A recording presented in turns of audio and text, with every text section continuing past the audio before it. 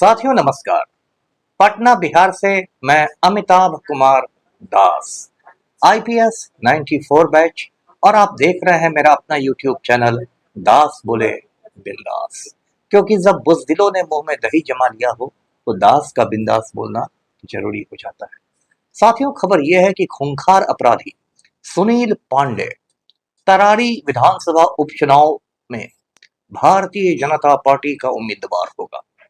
और आज मैं आपको बताऊंगा कि किस तरह मुख्यमंत्री नीतीश कुमार उर्फ पलटू राम ने सुनील पांडे को AK-47 दिलवाया था। अब इस वीडियो को आखिर तक दिल थाम कर देखिए। साथियों, नरेंद्र पांडे और सुनील पांडे बिहार में अपराध जगत का अंडरवर्ल्ड का एक जाना माना नाम है। ये मूलतः रोहतास का रहने वाला है और इसके पिताजी ने इसके लिए बड़े बड़े सपने देखे थे और इसको बेंगलोर भेजा था इंजीनियरिंग कॉलेज में कि बेटा पढ़ लिख कर इंजीनियर हो जाएगा। लेकिन सुनील पांडे था, उसने कॉलेज में ही झगड़ा कर लिया और एक स्टूडेंट को चाकू मार दिया। इसके बाद उसको कॉलेज से निकाल दिया गया और सुनील पांडे घर लौट गया। घर लौटने के बाद वो अपराध की दुनिया में आ गया, पेशेवर अपराधी बन गया। बिहार में बड़े बड़े कुछ कांड हैं जिन कांडों को जब भी याद किया जाता है तो सुनील पांडे की चर्चा होती है। जब लालू राबड़ी का राज था, जिसे बहुत लोग जंगल राज कहते हैं, सन 90 से 2005 तक, उस दौरान पटना में एक बहुचर्चित अपहरण कांड हुआ था। एक पटना के बहुत बड़े डॉक्टर थे, डॉक्टर रमेश चंद्रा।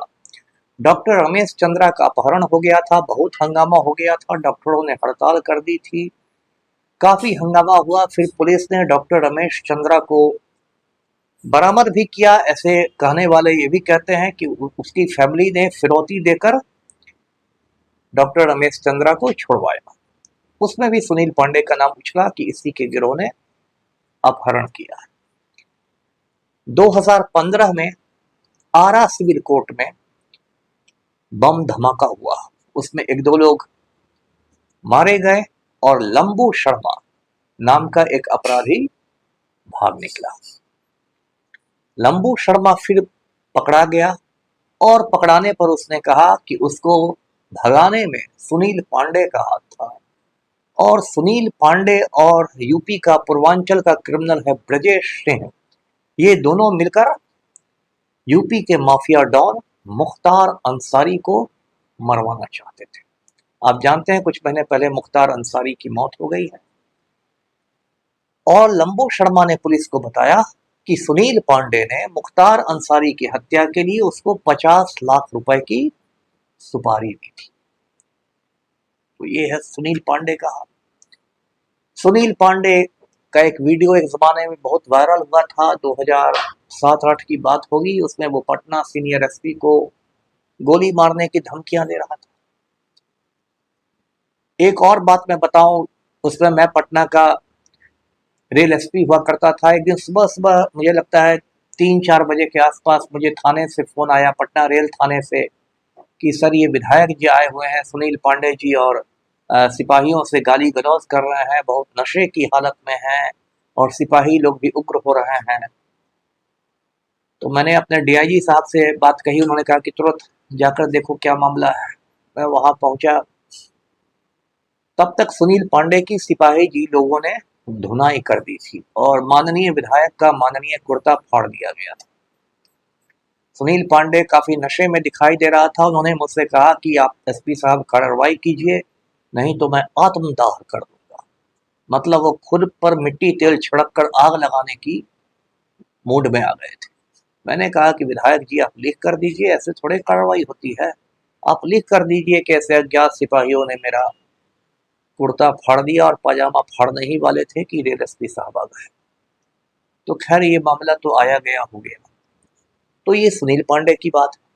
अब ये जो सुनील पांडे है, ये पलटू राम का शुरू से बहुत करीबी है। जब हमारे पलटू राम भारत सरकार के रेल मंत्री हुआ करते थे तो पलटू राम ने माफिया सरगनाओं के बीच सारे रेलवे ठेके बांट दिए थे। मैं उन दिनों पटना का रेल एसपी था, इसलिए मुझे सारी बातें मालूम है।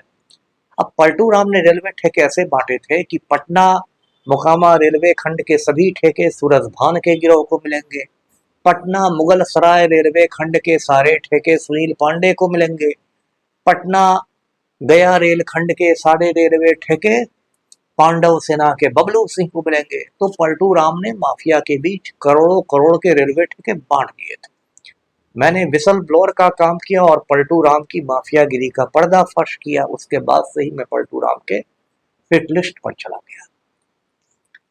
अब आप पूछेंगे कि पलटू राम ने इसको सुनील पांडे को AK-47 कैसे दिलाया, तो वो भी सुनिए, वो भी रोचक बात है। साथियों 1995 की बात है, 95 की बात है, दिसंबर 1995 की। पश्चिम बंगाल में एक शहर है पुरुलिया।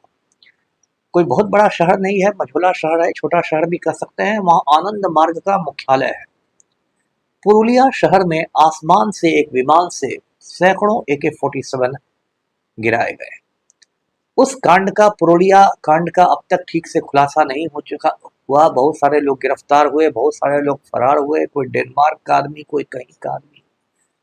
लेकिन पुरुलिया कांड से ये हुआ कि इतने सारे AK-47 आए कि आसपास के गांव वालों ने उनको लूट लिया। कुछ AK-47 को तो पुलिस ने बरामद किया, लेकिन बहुत सारे AK-47 गांव वाले छिपा कर रख गए। और उन लोगों ने AK-47 को, AK-47 को ऊंची कीमत पर यूपी, झारखंड, बिहार, इन सब के माफिया सरगनाओं को बेच दिया। तो आज भी जो यूपी, बिहार, झारखंड, ये सब के जो माफिया सरगना हैं, उनके पास जो AK-47 है, उसमें बहुत सारे AK-47 या ज्यादातर AK-47 जो है वो पुरुलिया कांड वाले AK-47 है। तो सुनील पांडे ने पलटू राम से कहा कि मुझे भी AK-47 चाहिए। जैसे छोटा बच्चा हल्ला करता है ना कि मुझे भी खिलौना चाहिए, मुझे भी झुंझुना चाहिए, कहा मुझे भी AK-47 चाहिए जिससे मैं विरोधियों को डरा धमका सकूं, जान से मार दूं। तो पलटू राम ने उसके लिए AK-47 का इंतजाम कर दिया। क्या बात थी। तो इस तरह से सुनील पांडे का दबदबा बढ़ता गया। साथियों ये जो आप प्रोग्राम देखेंगे, जो मेरा वीडियो है, इस वीडियो के थंबनेल पर यानी कवर पर सुनील पांडे की तस्वीर है AK-47 लिए हुई, क्योंकि मैं कोई बात हवा में करता नहीं। सुनील पांडे का एक भाई भी है, हुलास पांडे। सुनील पांडे और हुलास पांडे दोनों भोजपुर जिला में, आप कह सकते हैं, आतंक का पर्याय हैं। और हुलास पांडे ने 1 जून सन 2012 को रणवीर सेना के सरगना बरमेश्वर मुखिया का खून करा दिया था। बरमेश्वर मुखिया बिहार का सबसे खूंखार आतंकवादी था और वो आरा शहर में कटीरा मोहल्ले में मॉर्निंग वॉक कर रहा था, तो उसी समय हुलास पांडे ने उसकी हत्या करवा दी। सीबीआई ने इस मामले में सूचना देने वाले को 10 लाख का इनाम दिया। मैंने ये सूचना दे दी सीबीआई को कि भाई हुलास पांडे ने हत्या कराई है बरमेश्वर मुखिया की। सीबीआई वालों ने बेईमानी कर दी। मेरी सूचना पर उन्होंने हुलास पांडे को चार्जशीट तो कर दिया, लेकिन मुझे 10 लाख रुपए क्या, 10 पैसे भी नहीं मिले। 10 लाख रुपए मिल जाते तो मैं भी कभी कभी टमाटर खरीद लेता। तो ये स्थिति हुई। उसके बाद जब हुलास पांडे को सीबीआई ने चार्जशीट कर दिया, तो हुलास पांडे लोजपा रामविलास में संसदीय बोर्ड का अध्यक्ष हुआ करता था, क्योंकि चिराग पासवान को भी अपराधियों से अपार प्रेम है। तो चिराग पासवान ने हुलास पांडे को धीरे से संसदीय बोर्ड के अध्यक्ष पद से हटा दिया। और ये सब हुलास पांडे, सुनील पांडे, ये सब के खेल जारी रहे। अब क्या खबर है कि तरारी में, भोजपुर के तरारी में उपचुनाव होने वाला है विधानसभा का। क्यों होने वाला है भाई? क्योंकि तरारी के जो विधायक थे सुदामा प्रसाद, मेरे फेसबुक फ्रेंड भी हैं, तो कामरेड सुदामा प्रसाद जो थे वो आरा के सांसद बन गए, आरके सिंह को हरा के भाकपा माले के टिकट पर। तो उन्होंने तरारी सीट खाली कर दी। अब तरारी से उपचुनाव होगा। आप जानते हैं बिहार में 4 जगह से उपचुनाव होने वाले हैं, विधानसभा के बाई इलेक्शन होने वाले हैं। अब भारतीय जनता पार्टी ने सोचा कि कोई ऐसा व्यक्ति को लाओ जो चुनाव जीतेगा। तो सुनील पांडे की पैरवी पलटू राम ने कर दी कि सुनील पांडे, कहा भाजपा के राम भक्तों को कि सुनील पांडे को लाइए और इसको टिकट दे दीजिए, इसके पास AK-47 है, सबको डरा डरा के तो ऐसे ही पहुंच जाएगा विधानसभा में। अब देखिए क्या खेल हो रहा है। अब 1-2 रोज के अंदर ऐसी चर्चा है, जो मेरे सूत्रों ने बताया है, मेरे सूत्र भी सत्ता के गलियारों में रखते हैं, उन लोगों ने बताया है कि सुनील पांडे भाजपा में शामिल हो जाएगा, वरिष्ठ राम भक्त बन जाएगा। भाजपा में ऐसे ही गुंडे मवालियों की भरमार है और भाजपा एक वॉशिंग मशीन है। उसमें कोई गुंडा भी जाता है तो धुल के प्रखर राष्ट्रवादी हो जाता है। तो ऐसे हमारे जो उप मुख्यमंत्री हैं सम्राट चौधरी कहते हैं कि हम तो अपराधियों का गया में पिंडदान करा देंगे, लेकिन सुनील पांडे जब आएगा तब तो वो फिर प्रखर राष्ट्रवादी बन जाएगा और उसको भाजपा अपना प्रत्याशी खड़ा कर देगी कि लो भारत को विश्व गुरु बनाओ। तो साथियों, ये वीडियो मैंने इसलिए बनाया था कि AK-47 यदि किसी व्यक्ति के पास है तो उस पर कड़ा एक्शन होना चाहिए। आपको याद होगा, एक फिल्म कलाकार हैं संजय दत्त, नरगिस और सुनील दत्त के बेटे हैं। मैं भी उनकी बहुत सारी फिल्में देखता हूँ, अच्छी भूमिका करते हैं। संजय दत्त के पास से 1993 के आसपास AK-56 का AK-56 राइफल का मैगजीन बरामद हुआ। मैगजीन राइफल के उस हिस्से को कहते हैं जिसमें गोलियां भरी जाती हैं। अब बेचारे संजय दत्त तो फिल्म कलाकार थे, लेकिन उन पर आतंकवाद वाले विरोध कानून में मुकदमा चलाया गया टाडा में। अब ये टाडा कानून खत्म हो गया, उस जमाने में था, और संजय दत्त बेचारे कई साल तक जेल में चक्की पीसते रहे।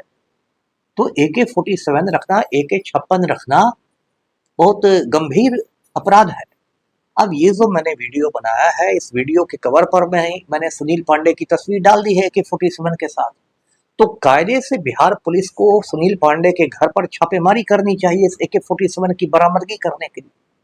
कायदे से बिहार पुलिस को सुनील पांडे से पूछताछ करनी चाहिए कि प्रतिबंधित हथियार आपके पास आया कैसे। लेकिन बिहार में कोई काम कायदे से होता नहीं है। बिहार के ज्यादातर जो IAS और IPS पदाधिकारी हैं वो मर्दाना कमजोरी के शिकार हो गए हैं। वो इतने कमजोर हैं, इतने नामर्द हैं, इतने नपुंसक हैं कि किसी क्रिमिनल पर हाथ डालने की उनकी हिम्मत नहीं है। वो बस बगल में लैपटॉप दबा के घूमते हैं और गरीब आदमी पर जोर जोर से चिल्लाते हैं।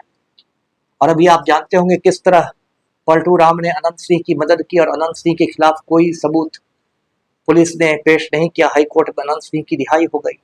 तो कुछ दिन बाद सुनील पांडे भी हो सकता है, यदि बिहार का दुर्भाग्य हो तो हो सकता है विधानसभा में बैठे।